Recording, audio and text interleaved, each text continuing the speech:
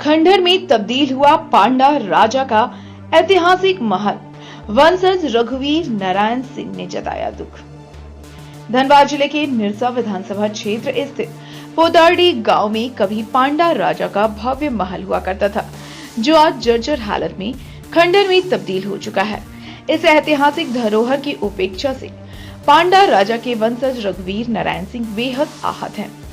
हमसे खास बातचीत में उन्होंने बताया कि उनके पूर्वजों ने समाज और राज्य के विकास के लिए संपत्ति तक दान कर दी थी, लेकिन आज उनके परिवार की स्थिति दयनीय है। न तो पूर्वजों की स्मृति में कोई प्रतिमा है, न ही योगदान का सरकारी स्तर पर कोई उल्लेख। रघुवीर नारायण सिंह का कहना है कि इतिहास को जानबूझकर भुलाया जा रहा है। उन्होंने प्रशासन से अपील की है कि ऐतिहासिक महल को संरक्षित किया जाए और उनके पूर्वजों को योगदान को उचित सम्मान मिले। स्थानीय लोग भी मानते हैं कि यह धरोहर क्षेत्र की संस्कृति और पहचान का हिस्सा है, जिसे सहेजना जरूरी है। प्रशासन और जनप्रतिनिधियों को अब इस दिशा में पहल करनी चाहिए।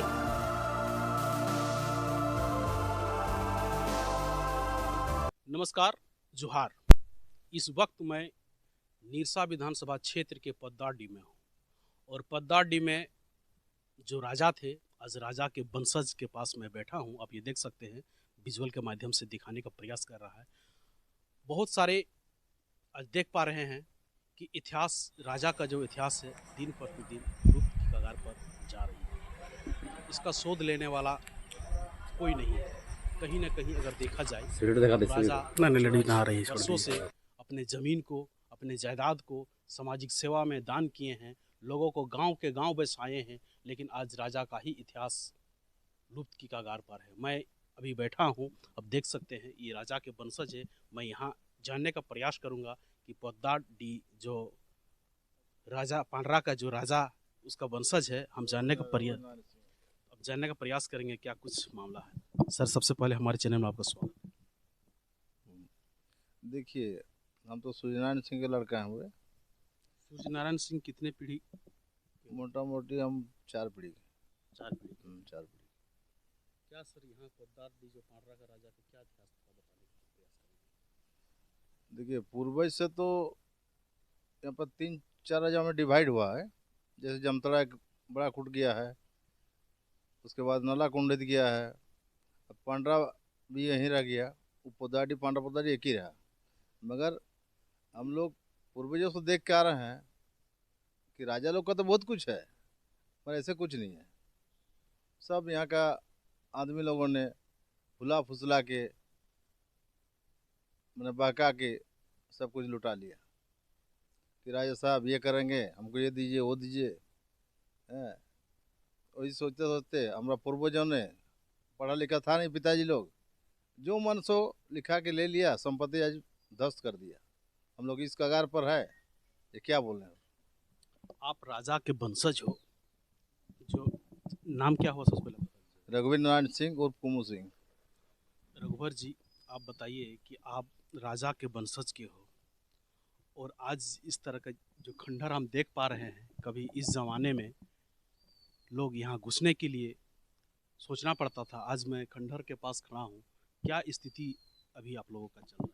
अभी स्थिति बहुत ही खराब चल रहा है। जैसे कि ज़मीन जायदाद अभी सरकार तो वेस्ट कर लिया है, हम लोग कहीं में है नहीं। अभी कोई तरह से रोजी रोटी चला रहे हैं, किसी को कोई सुधारने के लिए बोल रहे हैं तो इधर का नेता लोग भाई हम लोग के ऊपर ध्यान नहीं देता है। बोलता है हाँ कर देंगे, मगर हम लोग का लास्ट में लुप्त करने के चक्कर में सब कुछ है। कहीं न कहीं आज देख सकते हैं कि आप लोगों के ज़मीन में एक समय था, आप लोगों के ज़मीन में गांव के गांव बसा हुआ था, हटिया भी लगता था, हाट भी लगता था, बहुत सारे जगह आप लोगों ने दान दिया है। लेकिन आज देख पा रहे हैं जो राजा का पूर्वज या तो फिर राजा का, आज हमें एक स्टेचू भी नहीं देख पा रहे हैं। इस पर क्या कुछ कहिए। पहले तो सब कुछ था, मगर आस्ते आस्ते सब लुप्त का हो गया।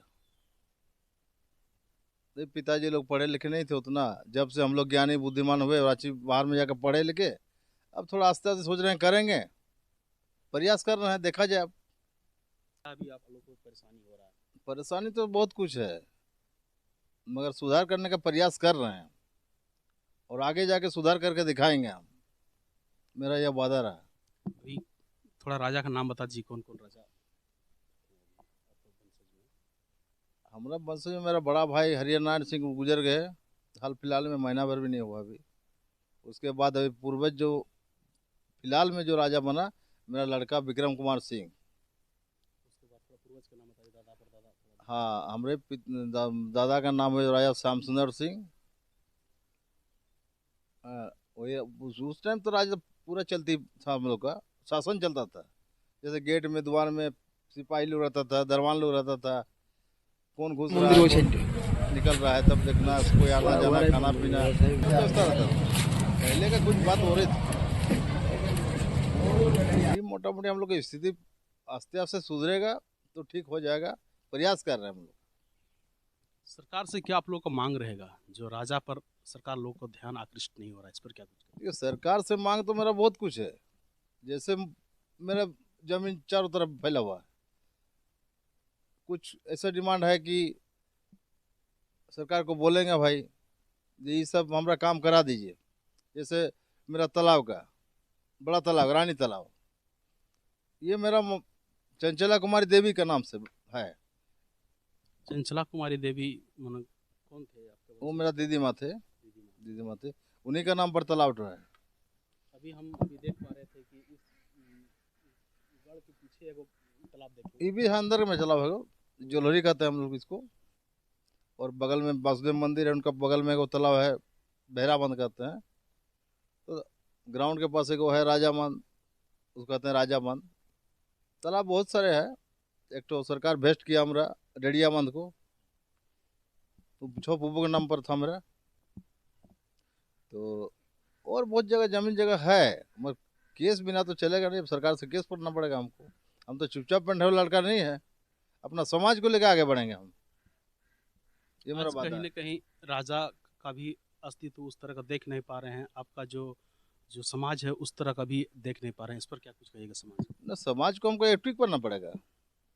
पहले शुरू से समाज में हम थे ही, और अभी आज हमारे यहाँ 2025 ये साल चल रहा है। हम लोग का जो भारत देश, जो आज़ादी जो हम लोग को मिला है वो 1947 1947 को। 1947 से पहले ये यहाँ के जो राजा लोग जो थे वो अपना राजतंत्र यहाँ चलाते थे।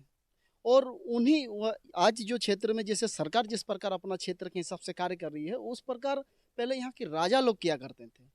जितने भी यहाँ प्रजा जो रहते थे वो राजा के अधीन में ही रहते थे। राजा अपना राजपाट चलाते थे, और जो भी न्याय व्यवस्था बोलिए या किसी प्रकार किसी के साथ अगर कानूनी व्यवस्था बोलिए, तो सारा चीज़ राजा लोग ही यहाँ करते थे।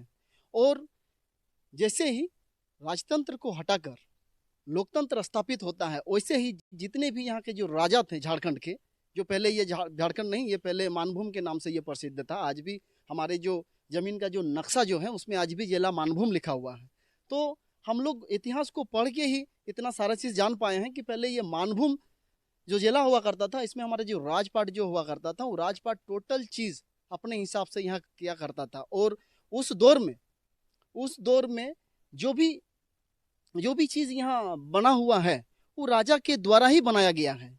लेकिन जैसे ही राजतंत्र हटा के लोकतंत्र स्थापित होता है, वैसे ही सरकार क्या करती है, सबसे पहले अपना जमीन को, जितने भी राजा लोगों के पास जो जमीनें थे, उस जमीन को पहले वेस्ट किया करता है, ताकि सरकार गठन करने में या सरकार को आगे बढ़ाने में वो मतलब सक्सेस हो सके या कार्य कर सके। क्या कुछ लग रहा है इसमें राजा लोगों का सर, अस्तित्व इसमें मिटाने के प्रयास तो नहीं? इसमें देखिए कि जैसे हम मानते हैं कि अगर हमको किसी भी चीज़ का अगर आवश्यकता है या ज़रूरत है, सरकार पूरे जितने भी यहाँ राजा जो हुआ करते थे, राजा के सारे ज़मीन को वो अपने अंडर में ले लिए, क्योंकि भाई लोकतंत्र स्थापित करना है, इसके लिए भाई ज़मीन चाहिए। यहाँ आज जितने भी जो कोल कारखाने जो लगे हैं, चाहे डैम बने, हमारे यहाँ 2 डैम है, पंचित डैम है, मैथन डैम है। यहाँ जितने भी आपका कोलियरी बेल्ट जो बना है, कहीं ना कहीं वो ज़मीन आपको मालूम होना चाहिए कि राजा का ही था। तो देश को तरक्की करने के लिए राजा लोगों ने अपनी ज़मीनों को दान में दिया है।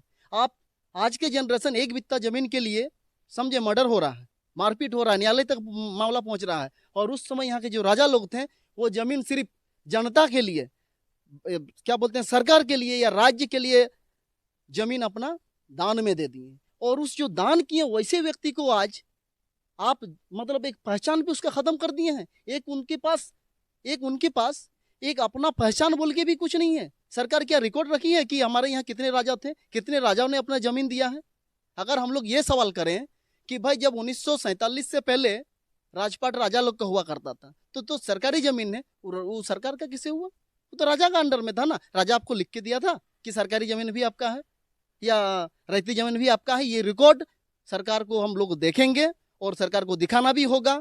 और जितने भी हमारे यहाँ के जो राजा थे, उन लोगों का आपके पास रिकॉर्ड होना चाहिए, उन्हें इतना जमीन दिया है। आज देखिएगा कि राज्य के, देश के जो या तो राष्ट्रपति हैं या प्रधानमंत्री, जो 5 साल सेवा करने के बाद भी अगर उनका रिटायरमेंट होता है तो जीवन भर उसको पेंशन दिया जाता है। आपको मालूम होना चाहिए मीडिया महोदय। लेकिन आज जिन्होंने अपना जमीन सारा लुटा दिया देश के लिए, उनको आज सरकार जानती भी नहीं है, ना जानना चाहती है।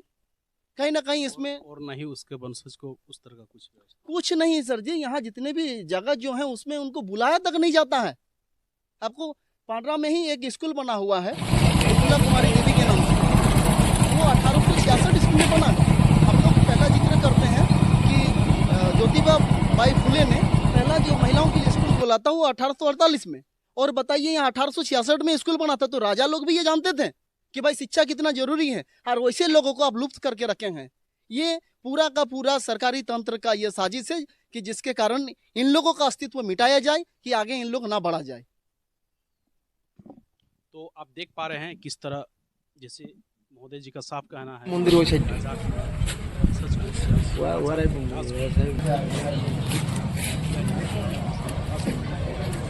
वाकई में ये सोचने वाली बात है।